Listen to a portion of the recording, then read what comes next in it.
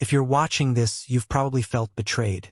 You've probably had someone you love, someone you would have died for, look you in the eye and drive a knife right through your heart. If you have, smash that like button, because you and I have something in common. My story began on what was supposed to be the happiest day of my daughter's life.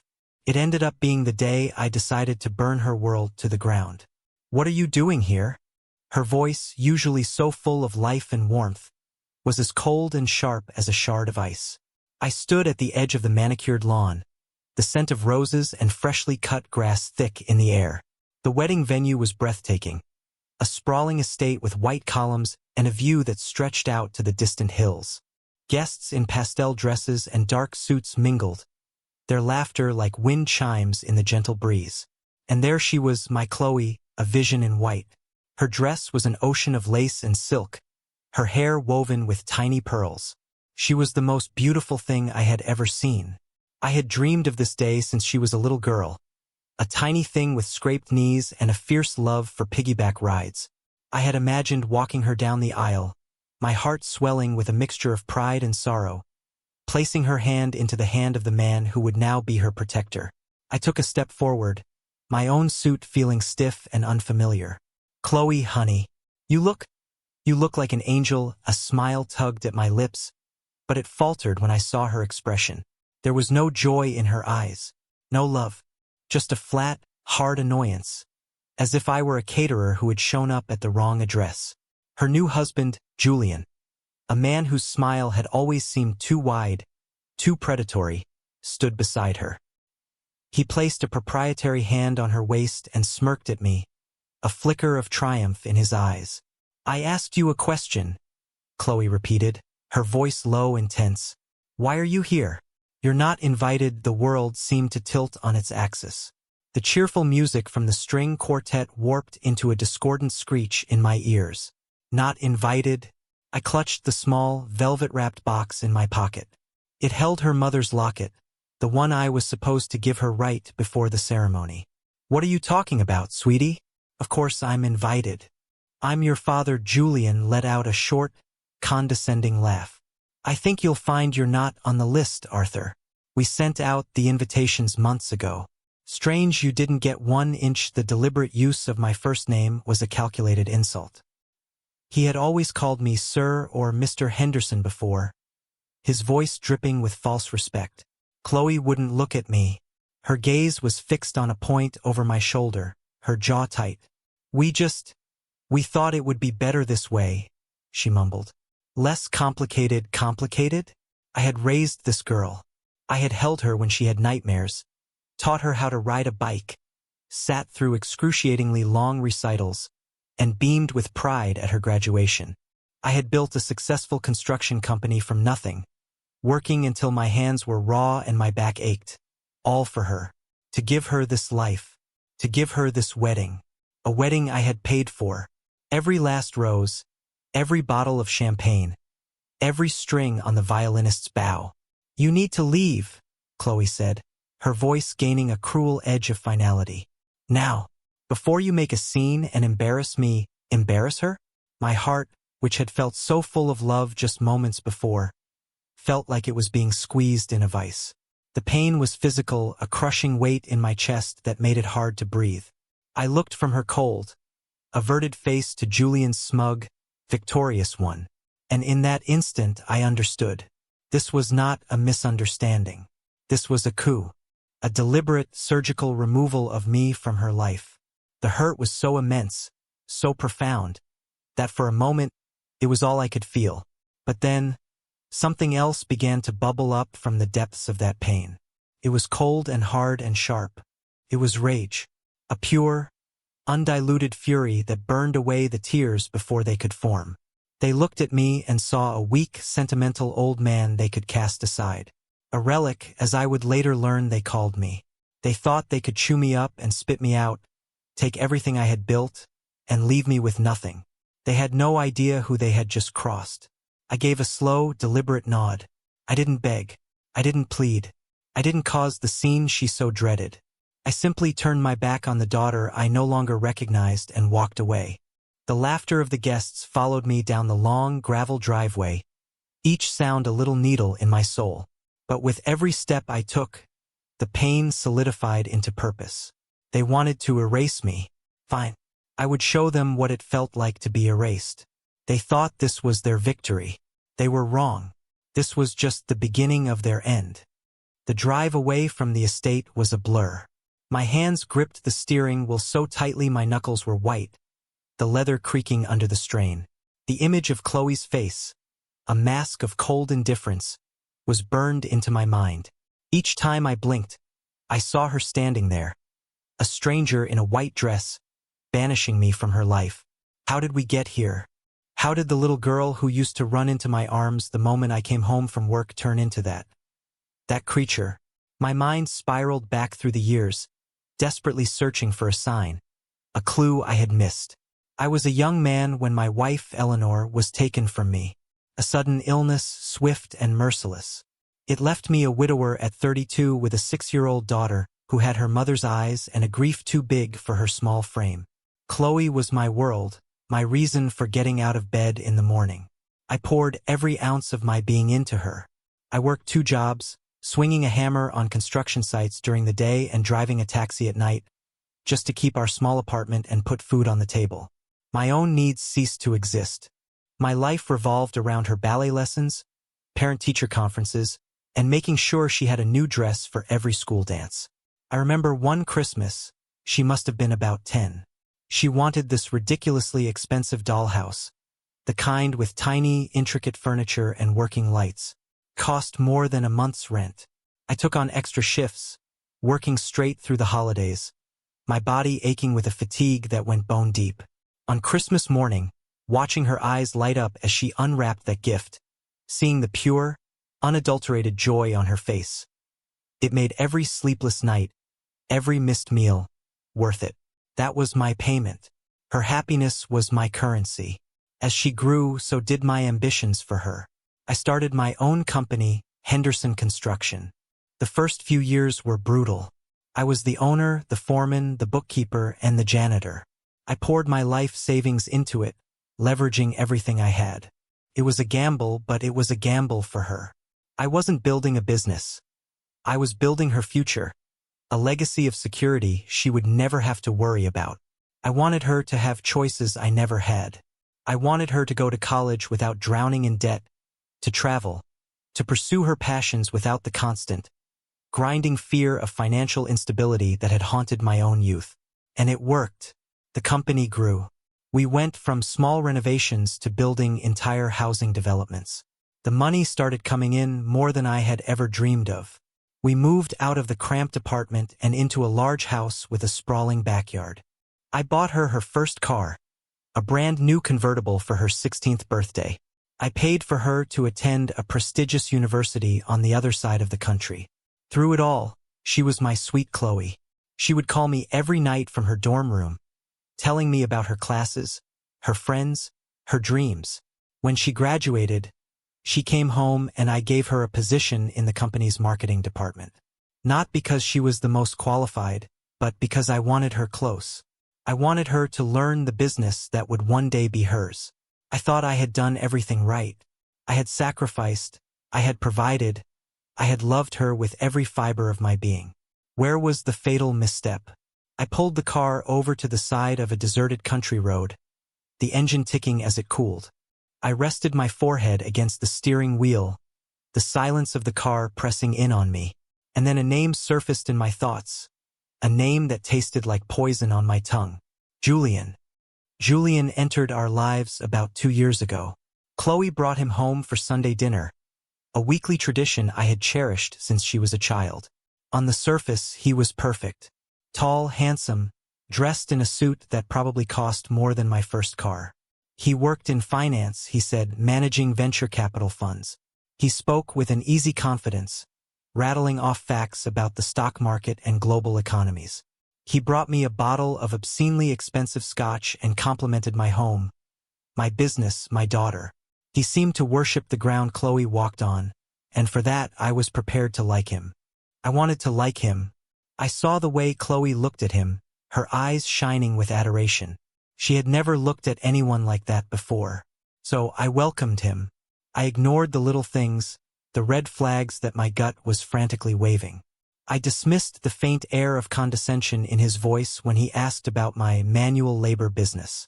I overlooked the way his eyes would glaze over when I talked about the early days, the struggles and the triumphs of building something with my own two hands. To him, my stories weren't inspiring. They were quaint, the ramblings of an old man who didn't understand the new world of digital assets and leveraged buyouts. Chloe began to change. It was subtle at first. She started dressing differently, her style becoming more severe, more expensive. She traded her comfortable jeans for designer labels I couldn't even pronounce. Our Sunday dinners became less frequent. When they did happen, the conversation was always dominated by Julian and his world. My world, the one I had built for her, was suddenly deemed unsophisticated. "Dad, you really should update this house," she said one afternoon, wrinkling her nose at the comfortable, well-worn armchair that had been my favorite for 20 years. "It's so dated. Julian's parents have a summer home in the Hamptons. It's all glass and chrome. Very minimalist." I remember feeling a small sting of hurt. This was the house she grew up in. Every scuff on the floorboards, every faded patch on the wallpaper held a memory. But I let it go. "Maybe you're right, sweetie," I said, forcing a smile. The gulf between us widened. She stopped coming into the office, saying the atmosphere was stifling. She started talking about the company not as a legacy, but as an asset, pile of cash. "Julian says the real estate market is at its peak," she told me once, her tone casual, but her eyes sharp. "He thinks we could sell the company for a fortune. We could invest the capital in tech startups. That's where the real money is, Dad." Not in bricks and mortar. The "we" in her sentence felt like a slap. It wasn't you, it was we, as if she and this man she'd known for a little over a year had an equal say in the fate of my life's work. I tried to explain the soul of the business to her. I told her about the men who worked for me, men I'd known for decades, who depended on their jobs to feed their families. It wasn't just a balance sheet to me. It was a community. She had looked at me with a mixture of pity and frustration, the way one might look at a child who doesn't understand grown-up concepts.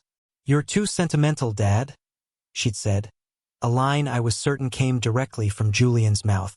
"It's just business." The final, most painful memory before the wedding came a few months ago. She came to my office, all smiles and sweetness, a demeanor I hadn't seen in a long time. She had a stack of papers with her. "Daddy," she said, using the childhood nickname that always melted my heart. "Julian and I were talking, and with all the stress of the wedding planning, we started to worry about you. You're not getting any younger, and you work so hard." She laid a document on my desk. It was a durable power of attorney. "It's just a precaution," she explained, her voice smooth as silk. "It would give me the ability to help you with financial decisions if, God forbid, something were to happen to you. It would just make things easier to manage." I looked at my daughter, my beautiful, brilliant Chloe, and all I saw was a loving child concerned for her aging father. I saw the little girl with the scraped knees. I saw the teenager beaming at her graduation. I didn't read the fine print. I didn't consult my lawyer. I trusted her, completely and utterly. I picked up a pen and signed my life away, and I did it with a smile on my face. Sitting there in my car on the side of the road, the memory of my own foolishness, my own blind love, was the most devastating blow of all. It wasn't just that they had betrayed me.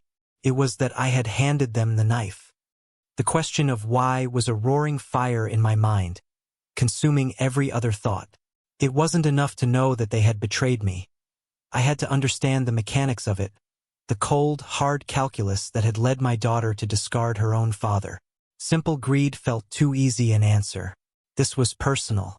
This was vicious. For weeks after the wedding, I was a ghost haunting my own life. I went to the office, but I'd just stare at the blueprints on my desk, the lines blurring into meaningless squiggles. I stopped answering my phone. The world felt muted, all the color drained out of it. The sympathetic looks from my employees were almost unbearable. News of my public shunning had traveled fast. But beneath the grief, the seed of rage I'd felt on that gravel driveway was taking root. growing into something solid and unshakable. I needed answers, and I knew I wouldn't get them from Chloe. My texts and calls had gone unanswered, met with a wall of perfect, cruel silence. The answer came unexpectedly, a product of pure, dumb luck. It was about a month before the wedding, before the final severing. I had decided to give Chloe her something old. It was a beautiful, antique locket that had belonged to her mother, and her grandmother before that. I had it professionally cleaned and placed it in a new velvet box. I wanted to give it to her in person, to have a quiet moment with her before the chaos of the wedding took over. I drove to the house I'd bought for her as a graduation present, a lovely two-story colonial in a quiet, leafy suburb. I still had a key. I let myself in, calling her name. Chloe? Honey. It's Dad. The house was silent. I figured she was out running errands. I placed the gift on the hall table with a small note and was about to leave when I heard voices from upstairs. They were faint, muffled by the closed door of the study. It was Chloe and Julian. I smiled, relieved she was home. I took a step toward the stairs, ready to call out again, but the tone of their conversation stopped me dead in my tracks. It wasn't the light, happy chatter of a couple in love. It was sharp, clinical, and cold. Couldn't help it. I crept up the stairs, my heart beginning to pound a slow, heavy rhythm against my ribs.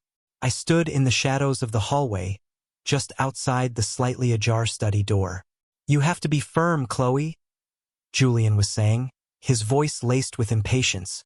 "He's an emotional man. He'll try to guilt you. You can't let him." "I know." Chloe's voice was small, hesitant. "It's just, he's my dad. He's a relic," Julian scoffed, and the venom in that single word made my blood run cold. "His business model is archaic. His assets are tied up in property and equipment. We need liquidity, Chloe. We need capital for our ventures, not a fleet of aging bulldozers. Once we're married and the power of attorney is fully active, we can begin the liquidation process. We'll sell the company, the houses, everything. We'll be free." My breath caught in my throat. Power of attorney. Liquidation. This wasn't about a wedding guest list. This was a hostile takeover of my entire life. "What about him?" Chloe asked, her voice barely a whisper. "Where will he go?" There was a pause. I could picture Julian shrugging, a dismissive flick of his wrist. "We'll find him a nice place. A retirement community. The state has some decent ones, I hear. He'll be fine. He can play bingo and complain about the food with the other old-timers. Honestly, Chloe, it's for the best. He's holding you back, holding her back." The words echoed in the silent hallway, each one a hammer blow to my heart. I had spent my life trying to propel her forward, and they saw me as an anchor. Then came the final, soul-crushing twist of the knife. "He still keeps that picture of your mother on his desk," Julian said with a sneer. "It's been, what, 20 years? It's pathetic. He needs to move on. We're your family now." I leaned against the wall, the strength draining from my legs. I felt dizzy, nauseous. They weren't just planning to steal my money. They were planning to steal my past, my present, and my future.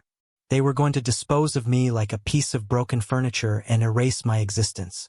I heard Chloe sigh, a sound of resignation.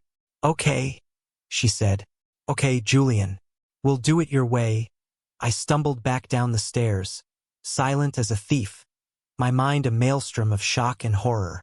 I got in my car and drove, with no destination in mind.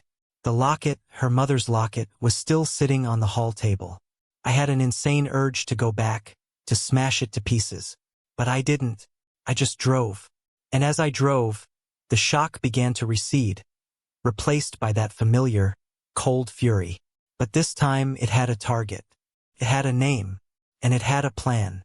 The doddering, sentimental old man they mocked was dead. In his place was someone they would not recognize. Someone patient, someone methodical, and someone who was about to teach them the true meaning of the words, "It's just business." The pain of that overheard conversation was a physical thing, a shard of glass working its way through my heart. For a day, I let it consume me. I sat in my darkened living room, the curtains drawn, replaying their words over and over. "A relic. The state has some decent ones. It's pathetic, each phrase was a fresh cut. But grief is a luxury, and I couldn't afford it. On the second day, the pain began to crystallize into something else entirely. It became fuel. The emotional, loving father they had so easily manipulated was gone, burned away by the acid of their betrayal. What was left was cold, clear, and calculating. They saw me as a business problem to be solved. Very well.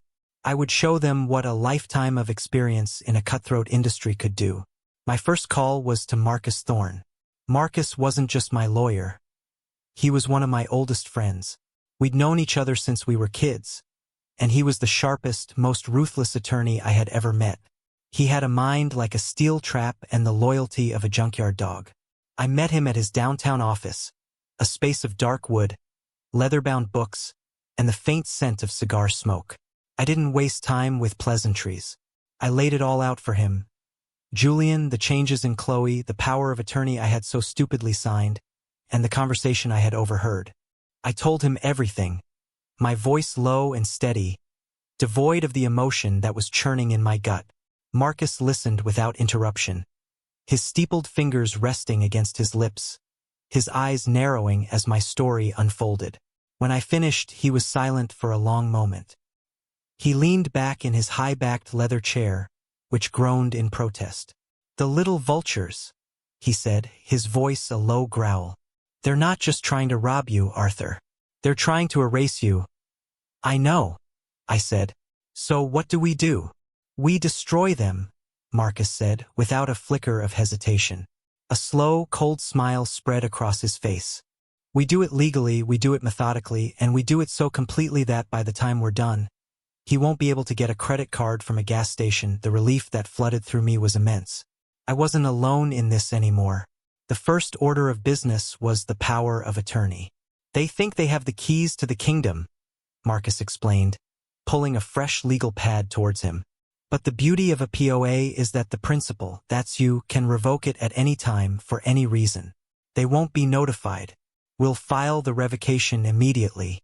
It'll be a silent, invisible shield. They'll continue with their plans, thinking they have all the power, but the document they're banking on will be nothing more than a worthless piece of paper." A weight I didn't even realize I was carrying lifted from my shoulders. That was step one. Step two was Julian. "This kid smells wrong," Marcus said, scribbling notes. "A venture capitalist who targets a mid-sized construction company? It doesn't add up. VCs chase tech, biotech, scalable software. They don't want bulldozers. He's a fraud, Arthur. I can feel it in my bones. I'm gonna hire a man I know. Private investigator. His name is Frank, and he's a bloodhound. If this Julian has so much as a single unpaid parking ticket, Frank will find it." The plan was taking shape. It was a two-pronged attack. Neutralize their weapon and expose their weakness. While Marcus handled the legal and investigative side, I had my own role to play. "What do you need from me?" I asked. "For now," Marcus said, his eyes glinting, "you need to play the part they've cast you in. You are the heartbroken, doddering old father. You are weak, defeated, and emotionally distraught. Let them see you that way. Let them get comfortable. Let them get arrogant. The higher they climb on their mountain of lies, the farther they'll have to fall." It was a bitter pill to swallow, to feign weakness when I felt nothing but a burning desire to confront them. But I understood the strategy. Their overconfidence was their greatest vulnerability. I would let them think they were winning. I would let them walk right into the trap. Leaving Marcus's office, I felt like a different man. The fog of grief had lifted, replaced by a chilling sense of purpose. I was no longer a victim. I was a hunter. I went home and began to play my part. I sent Chloe a text message, one I knew Julian would read. "Chloe, I'm so sorry if I've done something to upset you. I love you more than anything. Please just talk to me." The reply, when it came hours later, was a single, dismissive word. "Busy." It was perfect. They were taking the bait. They saw my text not as a plea from a loving father, but as the pathetic whining of a man they had already beaten. They had no idea the war had just begun. The weeks leading up to the wedding were a masterclass in deception.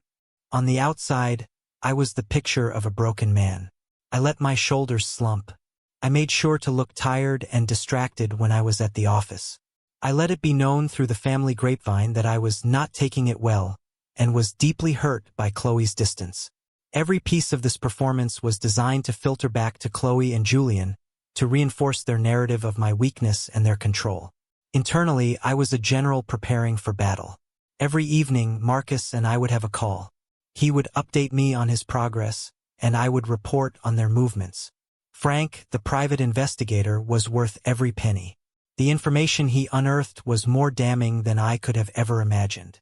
Julian was not just a fraud. He was a black hole of debt and deceit. His venture capital fund was a shell corporation registered to A.P.O. Box in Delaware. His wealthy family was a fantasy. His parents lived in a rented condo in Florida, buried under a mountain of credit card debt. He had a string of failed businesses behind him and, most interestingly, 2 prior engagements to wealthy young women that had been mysteriously broken off just before the weddings. He wasn't a predator. He was a parasite, looking for a host to latch onto. And he had found the perfect one in my daughter, seeing not a woman to love, but a gateway to my company's assets. Each new piece of information was like another bar in the cage we were building around them. The revocation of the power of attorney was filed quietly and efficiently. The official document sat in Marcus's safe, a time bomb waiting to explode. While Frank dug into Julian's past, Marcus and I focused on restructuring my future. "We need to make you untouchable," Marcus had said. We spent long nights with accountants and corporate lawyers, meticulously restructuring Henderson Construction. We established an ironclad family trust. The ownership of the company, my personal properties, my investment portfolio, everything was transferred into this trust. The trust's beneficiaries were designated, but the control, the absolute and unbreakable control, was vested in a 3-person board of trustees. Myself, Marcus, and my longtime company comptroller, a woman of unimpeachable integrity named Gloria. Chloe was not a trustee. Her name was nowhere near the controlling documents. The house I had bought for her, the car she drove, even the generous allowance I still deposited into her account. We traced the ownership and made sure everything was tied directly to the trust. She was living on borrowed time in a borrowed life, and she had no idea. The most difficult part of the plan was the emotional toll. I had to see my daughter at a family gathering a week before the wedding. She and Julian arrived late, a glamorous power couple. Chloe gave me a brief, chilly hug that felt like a formality. Julian shook my hand, his grip firm, his eyes holding a mixture of pity and contempt. "Arthur," he said, his voice smooth, "good to see you're getting out." We were worried. I forced a weak, watery smile. "Just trying to keep busy." I played the part. I asked about the wedding plans, my voice full of feigned enthusiasm. They gave me vague, dismissive answers. They were talking to a ghost. I was already dead to them. During the dinner, I watched them. I saw how Julian would subtly direct her. A slight touch on her arm, a meaningful glance. I saw how she deferred to him on every opinion. The smart, independent woman I had raised was gone, replaced by this puppet. The urge to stand up, to throw the investigator's report in Julian's smug face, was almost overwhelming. But I held back, clinging to Marcus's words. The higher they climb, the farther they fall. So I smiled and nodded and played the fool, all the while imagining the looks on their faces when they finally realized the truth. The day of the wedding arrived. I knew what was coming. I had braced myself for it. But knowing and experiencing are 2 different things. The coldness in her eyes, the finality in her voice as she cast me out. It was real. The pain was real. But as I walked away down that gravel drive, I clutched the knowledge of what was to come like a shield. They thought they were celebrating their greatest victory. They were standing on a trapdoor, and my hand was on the lever. They had humiliated me publicly, casting me out in front of friends and family. My revenge would be different. It would be quiet, private, and absolute. It would not be a spectacle. It would be an execution. In the aftermath of the wedding, I maintained my radio silence. I let them have their honeymoon in blissful ignorance. I could picture them on some tropical beach, sipping cocktails and laughing about the doddering old fool they had so cleverly outmaneuvered. They would be checking their stock apps, dreaming of the fortune they were about to inherit, a fortune that no longer existed in the way they imagined. They felt untouchable, and that was exactly where I wanted them. A week after they returned, the next phase of the plan was set in motion.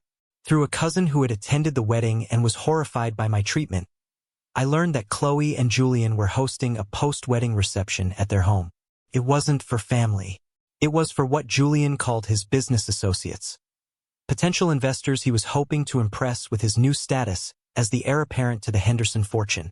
This was the perfect opportunity. The party was their stage, a carefully constructed illusion of wealth and success. I decided to give them some new material for their performance. On the evening of the party, while their house was filled with guests, a professional courier arrived. He was instructed to ask for Mr. and Mrs. Thorne by their new married name, a touch I knew Julian would appreciate. The courier handed Julian a large, crisp manila envelope, sealed with the wax emblem of Marcus's law firm. It looked official, important, and urgent. Inside was a single-page letter, drafted on Marcus's heaviest bond paper. The language was deliberately formal and a little vague. It requested their presence at his office the following morning at 10 a.m. sharp to begin the process of asset transition and discuss the future of the Henderson construction portfolio, pursuant to the durable power of attorney executed by Arthur Henderson. It was the bait, and it was irresistible. The phrase asset transition would be music to their ears. They would see it as the final capitulation, the formal handing over of the keys. They would assume I had finally accepted my fate and was ready to be put out to pasture. Their victory lap was about to begin. Marcus got a call from Julian less than 10 minutes after the courier left. His tone, Marcus later told me, was dripping with smug satisfaction. "Marcus, Julian Thorne here. We received your letter. Of course, we'll be there. 10 a.m. is perfect. We're looking forward to a smooth and efficient transition." He didn't ask any questions. He didn't suspect a thing. Their arrogance was a blinding light. The night before the meeting, I couldn't sleep. I sat in my study, the same room where Chloe had once done her homework, where we'd had countless conversations about her future. I looked at the picture on my desk. My Eleanor, her smile so full of life. "I hope I'm doing the right thing, Ellie," I whispered to the photograph. I tried to raise her right. I don't know where it all went so wrong. There was no satisfaction in what I was about to do, only a grim, weary sense of necessity. This wasn't just about money. It was about honor. It was about defending the life my wife and I had planned to build together, the legacy I had sworn to protect. They had declared war on me. They had tried to strip me of my dignity, my work, and my future. Tomorrow I would show them the price of that war. I arrived at Marcus's office at 9:30 the next morning. I was dressed in a simple dark suit, the one I had worn to the wedding. I felt calm, my mind clear and focused. The rage and grief had been distilled into a single point of resolve.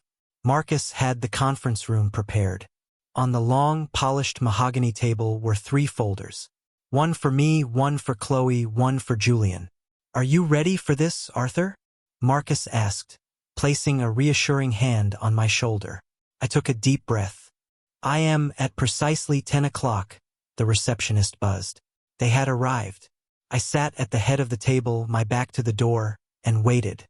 I heard their footsteps, confident and brisk. I heard their light, cheerful voices as they greeted the receptionist. They walked into the conference room as if they owned it. "Good morning, Marcus," Julian said, his voice booming with false cordiality. "Arthur, glad to see you're looking better." Chloe was silent. She glanced at me, a flicker of something, unease perhaps, in her eyes before looking away. She looked beautiful, tanned from her honeymoon, wearing an expensive dress that I had probably paid for. They took the seats opposite me. Julian immediately took charge, placing his briefcase on the table with a loud snap. "All right, let's get down to it," he said, rubbing his hands together. "We've reviewed our plans and we're ready to start the liquidation of the primary assets immediately. I have a buyer lined up for the heavy equipment fleet already. We can have the funds transferred within the week." He looked at me, a condescending smile playing on his lips. "Don't you worry, Arthur. We'll make sure you're well taken care of. I didn't say a word. I just looked at him, my expression unreadable. Marcus cleared his throat. Before we discuss any future plans, he said, his tone all business, there are a few preliminary documents we need to review. He slid the folders across the table toward them. If you'll please open the first file. Julian's smug expression was a mask of supreme confidence. He reached for the folder with the casual air of a king accepting his crown. Chloe followed his lead, her movements more hesitant. He flipped open the cover, his eyes scanning the top page, expecting, I'm sure, some sort of transfer agreement or financial statement confirming his victory. I watched his face. It was a fascinating, slow-motion study in disintegration. First, a flicker of confusion. His brow furrowed slightly. The words on the page were not what he expected. He read them again, his lips moving silently. Then, the confident smile began to falter, melting away like wax. The color drained from his face, leaving behind a pasty, sickly pallor. What is this? He finally choked out, his voice a strangled whisper. He pushed the paper across the table as if it were contaminated. This is a joke. Marcus leaned forward, his expression grave. I assure you, Mr. Thorne, it is no joke. That is a legally executed and filed revocation of power of attorney, signed by my client, Mr. Arthur Henderson. It is dated 1 week prior to your wedding day. The power of attorney you believed you held is, and has been for some time, null and void. It is a worthless piece of paper. Chloe stared at the document, then at me, her mouth slightly agape. The dawning horror in her eyes was a terrible thing to see. She was finally beginning to understand that the game she thought she was winning had been over before it even began. But that's not possible, Julian stammered, his bravado shattering into 1,000 pieces. He turned on Chloe, his voice rising to a panicked squeak. You told me it was ironclad. You told me he signed it. I thought he did, she whispered, looking at me with a mixture of fear and disbelief. Daddy, the use of that word, after everything, was a bitter irony. Don't call me that, I said, my voice quiet but carrying the weight of a death sentence. You lost the right to call me that when you stood with this parasite and tried to steal my life. Julian slammed his fist on the table. You can't do this. We'll sue you. We'll take you for everything you've got. I have rights. Rights, Marcus said with a dry, humorless chuckle. That's an interesting choice of word. Which brings us to the second folder. He slid the next set of documents across the table. Please, feel free to peruse this at your leisure. It's a copy of a report compiled by a private investigator. It makes for fascinating reading. Julian's hands trembled as he opened the second folder. This time, the color didn't just drain from his face. It was as if his entire being collapsed inward. Inside was Frank's comprehensive report, printouts of his shell corporation's empty bank accounts, details of his massive personal debts, sworn affidavits from the families of the other 2 women he had swindled, a complete fabrication of his entire life, laid bare in black and white. It seems, Mr. Thorne, Marcus continued, his voice like chips of ice, that you are not a venture capitalist. You are a con man. You have committed wire fraud, misrepresentation, and we have enough evidence here to open a criminal investigation that would likely put you in prison for a very, very long time. So please, tell me again about your rights. Julian stared at the papers, his breathing ragged. The predator was now the prey, trapped and exposed, with nowhere left to run. Chloe began to sob, quiet, hiccuping sounds of utter despair. She was looking at the man she had married, the man for whom she had sacrificed her own father, and seeing him for what he truly was, a cheap, pathetic fraud. The room was silent, save for her weeping. And then, for the first time since they had entered the room, I spoke at length. My voice was calm, devoid of the rage that had fueled me for weeks. All that was left was a profound, chilling sadness. I heard you, I said, my voice cutting through Chloe's sobs. The room fell silent. Both of them turned to look at me, their faces masks of confusion. That day I came to the house to bring you your mother's locket. I was in the upstairs hallway. I heard everything, I let the words hang in the air, watching as the full implication of my statement washed over them. I saw the memory dawn in Chloe's eyes, saw her face twist in a new kind of horror. The horror of being caught not just in a plan, but in her own cruel words. Julian just looked blank, his mind clearly unable to process this new, devastating piece of information. I heard you call me a relic, I continued, my gaze fixed on my daughter.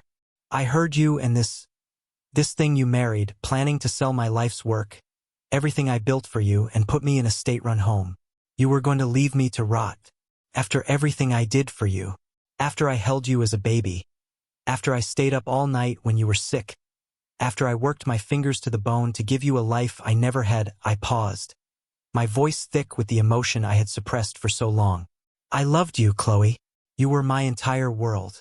And you threw it all away. You threw me away for him. For this cheap con artist who saw you as nothing more than a bank account with a heartbeat. I turned my attention to Julian, who now looked small and pathetic, stripped of all his false confidence.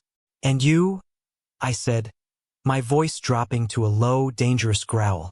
You came into my house, you ate at my table, you shook my hand, all while you were planning to gut my company and discard me like a piece of trash.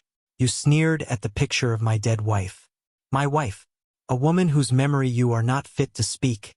I stood up, my chair scraping against the floor. The movement was sudden, and they both flinched. So, let me tell you what happens now. The power of attorney is void. The company, my home, my assets. Everything is locked in a trust that you will never touch.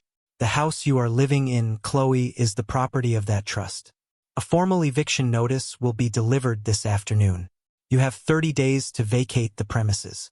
The car you drive is also property of the trust. It will be repossessed tomorrow morning. The credit cards in your name, which are tied to my accounts, have already been canceled. Chloe let out a strangled cry. No, Daddy, please. You can't. I can, I said, my voice hard as granite. And I am. You wanted me out of your life. Congratulations. You have your wish. As for you, Julian, I said, turning back to him, Marcus has generously agreed not to turn this file over to the district attorney on one condition. You disappear. You walk out of that door, you walk out of my daughter's life, and you never, ever come back. If I so much as hear your name again, this report and all of its evidence goes straight to the authorities. Do you understand me? He could only nod, his eyes wide with terror. He was a coward, just as I suspected. A bully who crumbled at the first sign of real power. I looked back at Chloe, who was now openly wailing, her face buried in her hands. I'm so sorry, she cried. He made me. I didn't want to. I love you, Daddy. I'm so sorry. No, I said, the word final and absolute. You're sorry you got caught. You made your choice on your wedding day, when you looked me in the eye and told me to leave. You chose him. Now you get to live with the consequences of that choice. I walked to the door, my steps feeling steady and sure. I didn't look back. I paused with my hand on the doorknob. Marcus will show you out. I walked out of the conference room and didn't stop until I was outside in the bright, clean sunlight. I had expected to feel triumphant, a sense of victorious satisfaction. But I didn't. I just felt empty. I had won. But I had lost my daughter forever. The cost of this victory was a part of my own heart. Months have passed since that day in the lawyer's office. The silence in my life is profound. The world kept turning, of course. True to his cowardly nature, Julian disappeared. I heard through the grapevine that he left Chloe the very next day, leaving her not only with a broken heart, but with a mountain of his personal debts that creditors soon came to collect. The eviction was carried out. The house was sold. The new owners are a young family, and sometimes I drive by and see their kids playing in the yard where Chloe used to play. It brings a pang to my heart, a ghost of a memory of a happier time. I didn't liquidate Henderson Construction. That was never my intention. The company was my legacy, built on the loyalty and hard work of good people. Instead, I worked with Marcus and Gloria to structure a management buyout. I sold the company to my most senior, most loyal employees, the men and women who had stood by me for decades. I gave them generous financing terms, ensuring they could succeed. My legacy wasn't in the bricks and mortar. It was in the people. Their success is my success. With the proceeds from the sale and my other assets from the trust, I am more than comfortable. I am free. I've started traveling, something I always dreamed of but never had time for. I saw the pyramids in Egypt, walked the Great Wall of China, and drank wine in a small cafe in Tuscany. I'm finally living for myself on my own terms.